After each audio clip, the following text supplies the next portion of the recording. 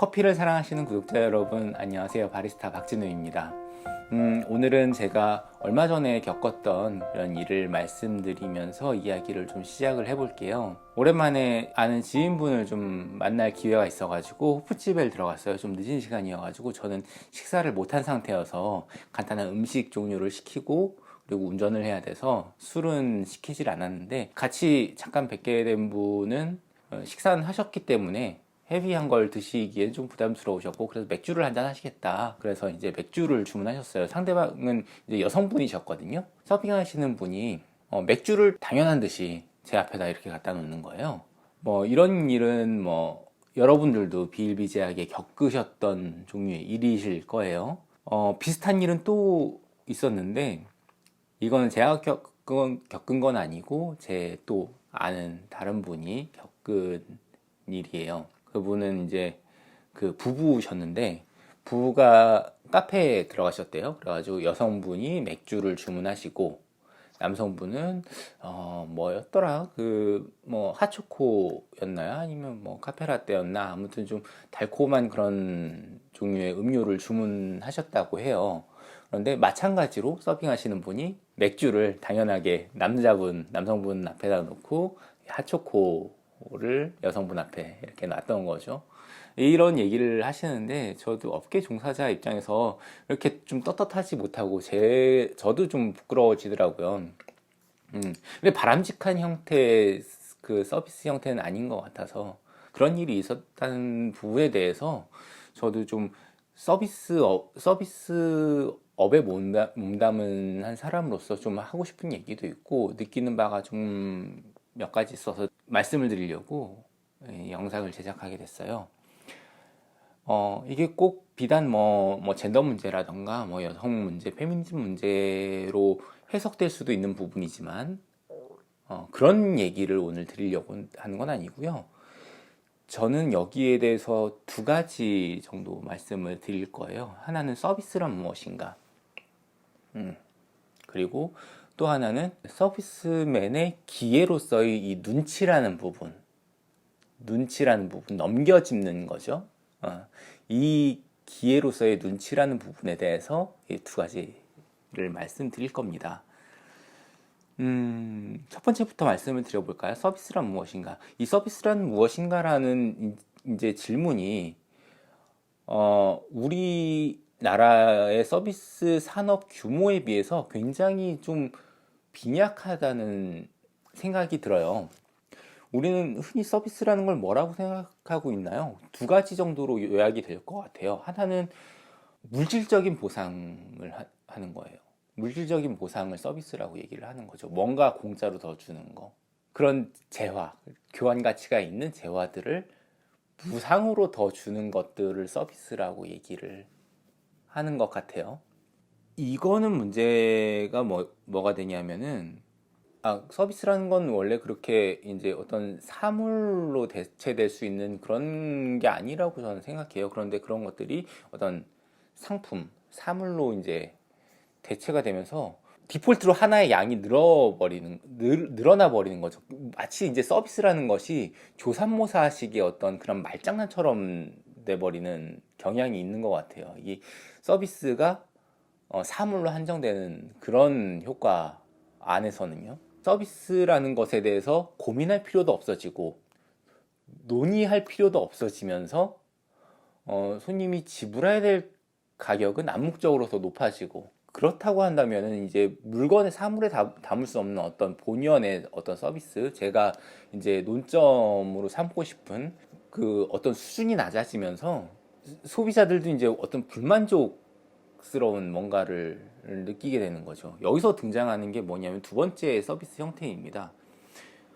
두 번째 서비스 형태는 뭐냐면은 이제 친절을 이제 서비스라고 얘기를 한다라고 하는데, 이거는 훨씬 더 큰 문제가 돼요. 왜냐하면 저는 친절이라는 것은 굉장히 중요하긴 하지만, 물론 서비스의 기법 중에 하나라고 생각을 합니다. 중요한 서비스의 기회고 기능이에요, 친절이라는 것은.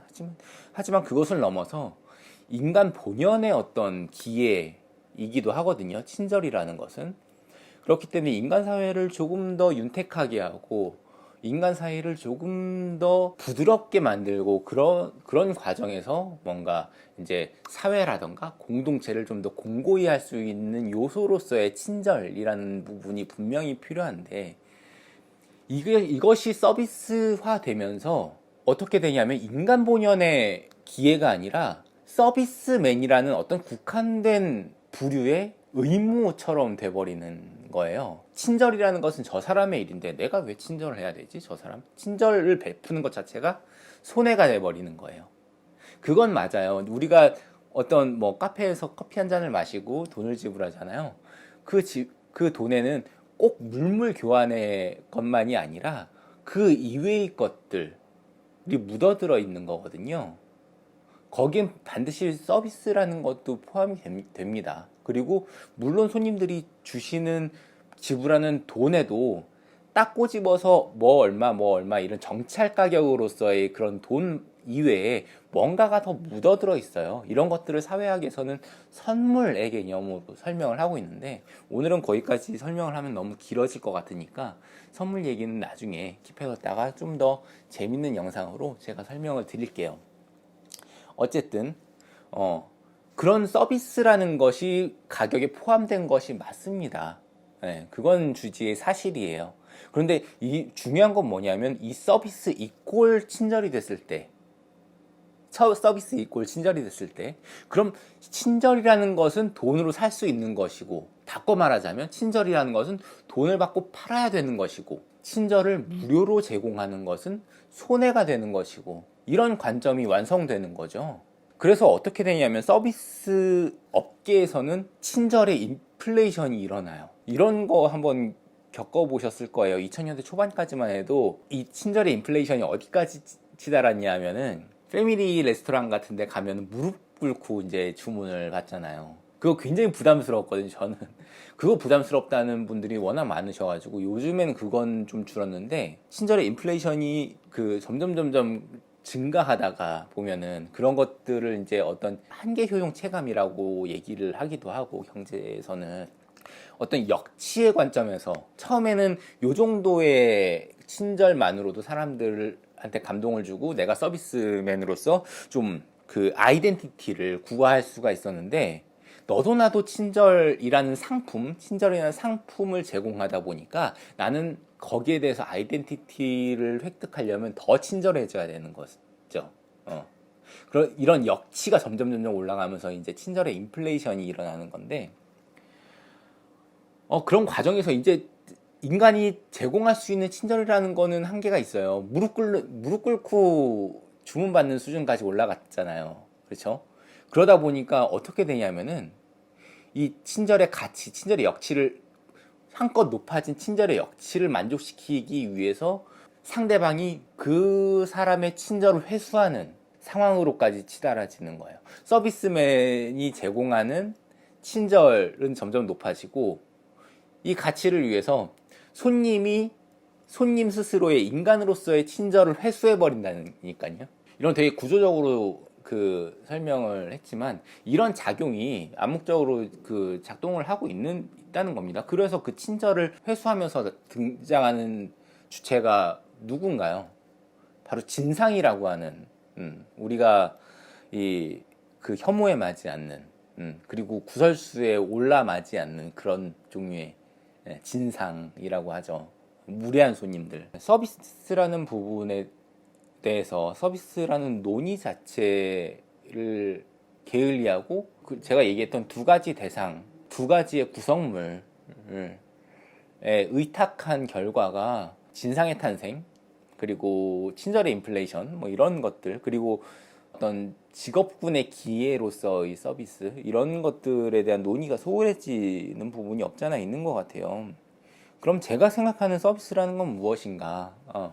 거기에 대해서 좀 말씀을 드려볼게요. 제가 생각하는 서비스라는 거는 이런 것 같아요. 저는 이 가게가 특히 카페라던가 이 상품의 가격을 엄정하게 따지기 어려운 우리가 흔히 말하는 서비스업이라고 얘기를 하는 것들요. 대부분의 외식업들이 그럴 것이고요. 그런 것들이 가게에서 작동을 한다면 이 가게가 상품을 교환하는 물물 교환으로서의 장뿐만 아니라 어떤 그 소규모 공동체로서의 역할, 그리고 작은 사회, 혹은 사회보다 더 근본적인 그런 공동체로서의 역할이 있다고 저는 생각을 해요. 이거는 그것을 의무적으로 수행해야 된다라는 개념보다는 사람이 모여 있으면 자연 발생하는 어떤 것이라고 저는 생각을 하거든요.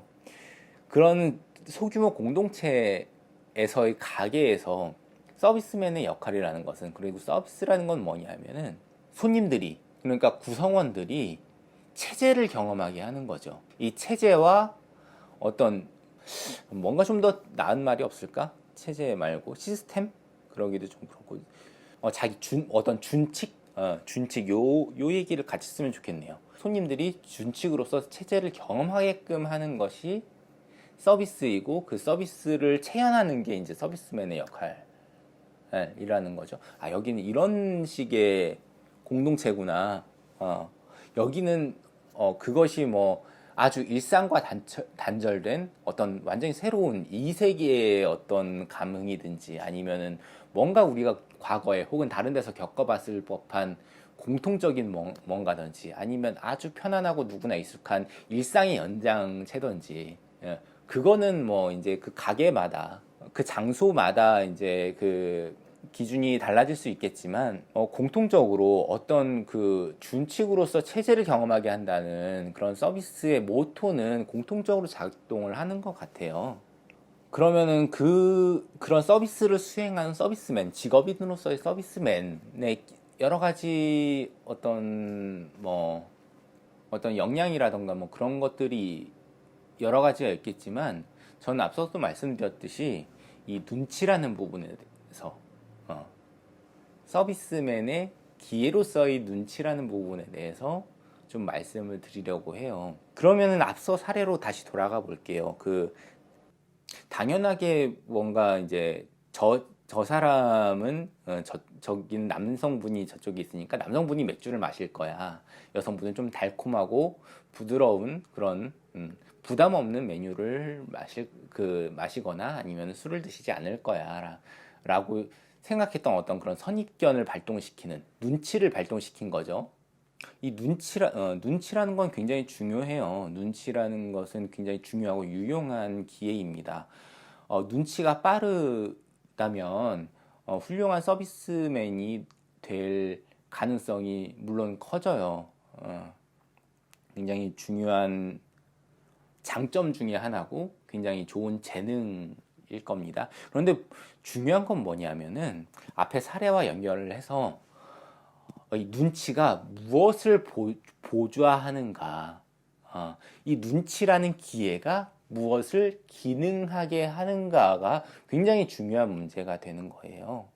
저는 이 눈치라는 것이 이 시스템, 그리고 준칙을 보좌해야 한다고 봅니다. 무슨 얘기인지 좀 알쏭달쏭 하시죠? 그럼 앞에 사례를 들어볼게요. 앞에 사례를 왜 중요하게 제가 장황하게 얘기를 했냐면은, 앞에 사례에서 서비스맨은 뭐예요? 그 사람은 나름대로의 눈치가 있는 사람이었을 거예요. 귀도 좀 밝은 사람이에요. 그 먼 곳에서 이 테이블의 상태를 파악하고 귀를 열고 있었다는 증거거든요. 그런데 그 사람의 눈치가 무엇을 보좌했느냐, 무엇을 드러내느냐 하면은 서비스맨 스스로를 드러내는 데 활용됐다는 거예요. 내가 이렇게 눈치가 빨라, 이런 거죠. 그런데 저는 그거는 올바른 형태의 서비스는 아니라고 생각해요. 거기에는 어떤 규준이 있어야 된다고 생각해요. 어떤 시스템 하에서 그 서비스맨은 움직여야 하는 거죠. 그런 상황은 어떻게 대처를 할 수 있을까요? 아주 간단한 규칙 하나로 그런 상황 우리는 극복을 할 수 있습니다. 물어보면 되는 거예요. 뭐 음료 나왔습니다. 맥주 어느 분이신가요? 핫초코 어느 분이신가요? 그 서비스맨은 시스템을 기준으로 움직여야 되는 거예요. 이때 그 서비스맨의 어떤 눈치, 기회로서의 눈치, 뭐 역량으로서의 눈치라는 것은 이 시스템을 보다 원활하게 돌아가게 하기 위해서, 혹은 준칙을 수행함으로써 어떤 체제를 더 명확하게 하기 위해서 작동이 돼야 된다는 거죠. 눈치가 서비스맨, 인간으로서의 서비스맨 스스로를 보좌하고 스스로를 빛나게 하는 게 아니라, 이런 예를 들어보면 좋을 것 같아요. 제가 이제 그 창업을 하기 전에 다른 매장에서 일을 하면서 이제 알바생들하고 같이 일을 할 때 어떤 친구가 입사를 했어요. 말은 없었지만 굉장히 눈치가 빠른 친구였는데, 이 서비스맨으로서의 눈치가, 재능이 있는 친구였죠. 어떤 일이 있었냐면은 이 일이 있어가지고 제가 한번 굉장히 혼낸 적이 있는데, 그 친구가 이 영상을 보면은 또 옛날에 악몽이 또 되살아나는 거 아닌지 모르겠어요. 어쨌든 손님이 오셨는데 손님 두 분이 이제 사담을 나누실 거 아니에요. 뭐 가볍게 지나가는 그 식으로 여기 뭐 물은 따로 달라 그래야 되나? 뭐 일행분한테 뭐 따로 달라 그래야 되나? 뭐 뭐 이렇게 말씀을 하고 계셨어요. 분명히 물을 원하시는 거였죠, 식수를. 그랬더니 그 친구가 물을 따라가지고 바로 이렇게 갖다 드렸어요. 또 한 번은 뭐 이렇게 닦고 있으니까 일행분이 뭐 묻었어? 뭐 물티슈 같은 거 달라 그래. 뭐 그럴까? 뭐 이런 얘기를 나누고 계셨어요. 그랬더니 물티슈를 갖다가 탁 드리는 거예요. 굉장히 눈치가 빠른 친구 거죠. 그리고 약간 소란스러울 수 있는 그런 업장 상황에서 말소리도 잘 듣고 그런 친구였는데, 사실 그러면 안 돼요. 여러분들 중에서 여기에 동의하지 않으시는 분들도 계실지 모르겠지만 사실 그러면 안 돼요. 손님이 그 서비스하는 사람을 불러서, 서빙하는 사람을 불러서 여기 물은 어디 있어요? 물은 뭐 셀프인가요? 아니면 뭐 물 좀 갖다 주시겠어요? 라고 얘기를 하던가, 아니면 뭐 저희 물티슈 같은 거 혹시 없을까요? 라고 얘기를 하던가, 이러기 전까지는 완전히 무시하라는 건 아니에요. 완전히 무시하라는 건 아닌데, 사실 그렇게 섣불리 움직이면 안 돼요. 이 부분이 굉장히 미묘한 부분인데, 뭐냐면은 아까 제가 예로 들었던 알바 같은 경우 있잖아요. 그 알바생 같은 경우 그 친구 같이 응대를 하면은 어떤 분들 지금 당장은 내가 필요한 거를 바로바로 갖다 주니까 참 좋다. 여기는 참 저분 참 센스 있다라고 얘기를 하실지도 모르겠는데, 사담이 오가는 카페라는 공간에서 그건 어떤 암시를 줄 수 있느냐면, 내가 너의 말을 시시콜콜한 것까지 하나부터 열까지 내가 듣고 있다라는 암시를 줄 수가 있어요. 그건 손님을 굉장히 불편하게, 어느 순간에는 굉장히 불편하게 만들 수가 있거든요. 하다못해 옆 테이블 손님이라도 그건 굉장히 불편하게 만들 수가 있어요. 그럼 여기서 이제 눈치가 서비스를 보좌하는 모범 답안이 등장할 수가 있어요. 어떻게 하면 되나요? 그 손님이 목소리가 좀 작다거나 너무 수줍어가지고 말씀을 잘 못하실 때, 그 물티슈 달라 그래 봐. 됐어. 뭐 이런 걸 가지고 그래. 그럴 때는 우리는 물티슈가 있는데, 달라고 하면 줄 수 있는데, 그때는 좀 그 손님한테 신경을 집중하고 귀를 좀 열어둘 수가 있는 거죠. 그러면 그 손님이 좀 작게 저기요 이렇게 얘기를 해도 금방 알아들 수 있는 거예요. 예, 손님 뭐 필요하신 거 있으세요? 귀를 열고 있으면 상황 파악이 빨리 되잖아요. 눈치가 시스템을 보좌하는 건 어떤 의미인지 아시겠죠? 그 가게의 시스템은 뭐냐면, 손님은 서비스맨을 불러서, 서버를 불러서 이제 원하는 것을 요구하고 그럼 갖다 드리고, 이런 시스템인 거예요. 그런 서비스, 그런 체제를 경험시켜야 되는 거예요. 그런데 그런 시스템을 훨씬 더 원활하게 하는 게 어때요? 이 서비스맨의 눈치인 거죠. 이제 어떤 눈치라는 기회가, 그러니까 서비스맨으로서의 역량이 시스템을 보좌하고 시스템이 손님을 보좌한다는 이런 간접적인 어떤 구조, 이런 흐름들, 이런 거는 좀 이해를 하시겠죠. 무슨 얘기인지 아시겠죠. 그런 게 좀 아쉬웠다는 거예요. 앞에서 얘기를 했던, 사례를 들어드렸던 그런 부분들. 제가 갔던 그 호프집 사장님도 친절하고 굉장히 적극적으로 이제 뭔가 이제 저한테 친절을 베풀려고 하시는 분이셨어요. 근데 아쉽게도 그 공간이 그렇게 좋은 서비스, 고퀄리티 서비스를 제공하는 곳은 아니다라는 것이 제 경험이었죠. 음료가 맛있었던 만큼, 맥주가 시원했던 만큼, 그 서비스에서의 어떤 그런 고민이라던가 그런 부분도 갖춰져 있으면 좋지 않을까. 이렇게 서비스란 무엇인가라는 어떤 근본적인 질문을 또 던져보면서, 직업인으로서의 서비스맨들이 자긍심을 높이고 자기 어떤 기회와 자기 역량에 대한 어떤 확신을 가지고 전문가로서 활동할 수 있는 그런 환경이 됐으면 좋겠어요. 서비스 교육이라고 하는 데서 그런 것에만 너무 천착하는 것도 저는 좀 너무 아쉬웠어요. 뭐 인사를 뭐 몇 도로 하고 뭐 자세를 어떻게 하고 뭐 이런 것들. 물론 좋은 애티튜드를 전수하는 거는 물론 좋은 일이지만 거기에만 국한돼 있으면 그런 애티튜드라는 것이 어떤 체제, 어떤 시스템을 보조하고 그로 인해서 우리는 어떤 공동체, 어떤 소규모 공동체를 만들고 싶은가 이런 고민도 조금 들어있으면은 서비스맨으로서의 자긍심도 더 높아지고 우리는 손님으로서 좀 더 나은 서비스를 경험하는 그런 기회가 되지 않을까 싶어서 이런 준비를 해봤습니다. 제가 준비한 얘기는 오늘 여기까지고요. 오늘의 얘기가 재밌으셨다면 구독과 좋아요 꼭 부탁드리겠습니다. 그러면 이제 마무리를 할까요? 오늘 그러셨던 것처럼 내일도 맛있는 커피와 함께하는 그런 하루 보내시고요. 저는 다음에 더 재밌는 영상으로 찾아뵙겠습니다. 그럼 다음에 다시 만나요. 안녕.